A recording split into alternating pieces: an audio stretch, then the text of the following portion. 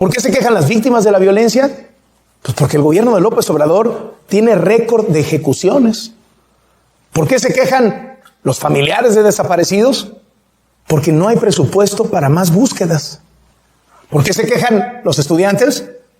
Pues porque no quieren que sus universidades se vuelvan escuelas de morenistas.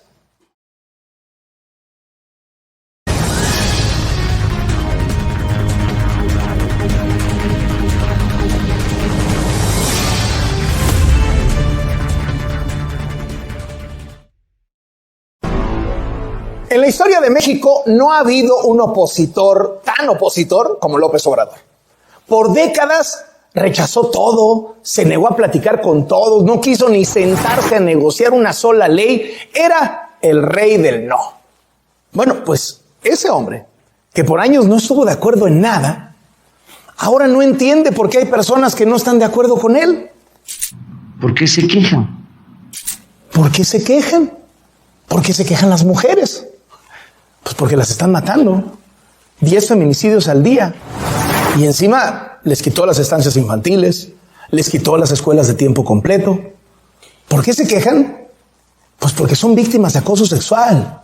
Y porque el presidente defendió a un violador que quería ser gobernador. Y defendió a un acosador que quería ser embajador. ¿Por qué se quejan los periodistas? Pues porque están matando más colegas que nunca. ¿Por qué se quejan las víctimas de la violencia? Pues porque el gobierno de López Obrador tiene récord de ejecuciones. ¿Por qué se quejan los familiares de desaparecidos? Porque no hay presupuesto para más búsquedas. ¿Por qué se quejan los estudiantes? Pues porque no quieren que sus universidades se vuelvan escuelas de morenistas. ¿Por qué se quejan los científicos? Pues porque López Obrador les prometió más presupuesto y resulta que se lo recortó. ¿Por qué se quejan los cineastas? Pues porque López Obrador les prometió más presupuesto y resulta que se lo recortó. ¿Por qué se quejan los deportistas? Porque en lugar de apoyarlos, les bajó el sueldo. ¿Por qué se quejan los papás de niños con cáncer? Porque no hay medicinas. Porque el presidente acabó con el seguro popular. Porque en lugar de aumentar el acceso del pueblo a la salud, durante su gobierno, 15 millones de mexicanos se han quedado sin servicios de salud. ¿Por qué se quejan los ambientalistas? Pues porque están matando más ambientalistas que nunca. Y porque están arrasando la selva para construir su capricho del Tren Maya, que va a pasar sobre cenotes, va a contaminar cuerpos de agua. Porque cuando todo el planeta camina hacia las energías limpias, López Obrador quiere hacer una refinería. Pseudoambientalistas que están ahora alimentando de que se destruye con el Tren Maya. Si acaso estaríamos impactando 100 hectáreas. 100 hectáreas. El hombre que prometió no tirar un árbol con su tren, hoy dice que arrasar con 100 hectáreas no es nada. No se va a talar nada, no se van a abrir nada sobre esa vía. Un árbol.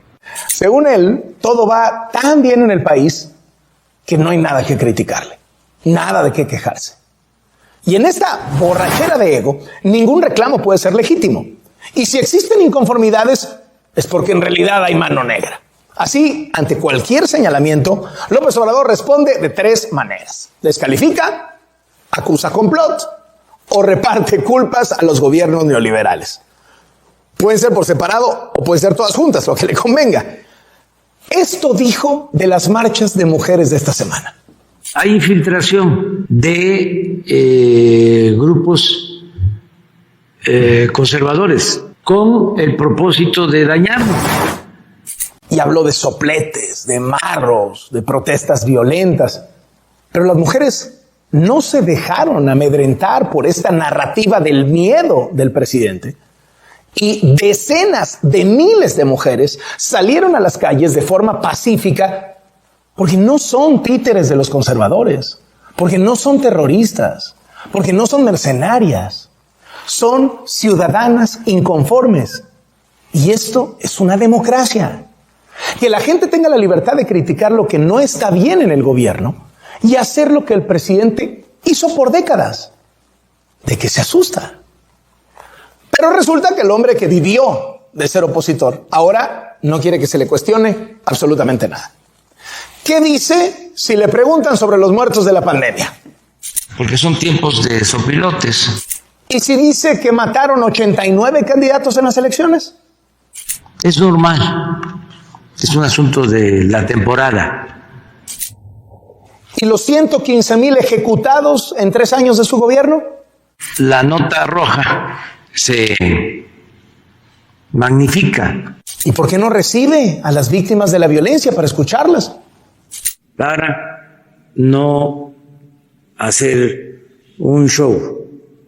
¿Se da cuenta? Puros pretextos. ¿Y qué ha logrado? ¿Qué realmente ha mejorado en el país? Nada. Y como no tiene nada que presumir, de todo le echa la culpa a los gobiernos del pasado, al famoso neoliberalismo. Desde que asumió el poder, López Obrador ha usado la palabra neoliberalismo y sus derivados casi 2,000 veces. 2,000 veces.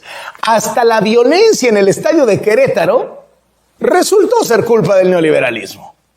Son resabios de los gobiernos neoliberales. 36 años de dominio neoliberal. En el neoliberalismo hubieron muchos afectados, muchos damnificados. Fue un desastre el periodo neoliberal. Los que diseñaron para su beneficio la política neoliberal promovieron en el mundo el feminismo, el ecologismo, la defensa de los derechos humanos, la protección de los animales.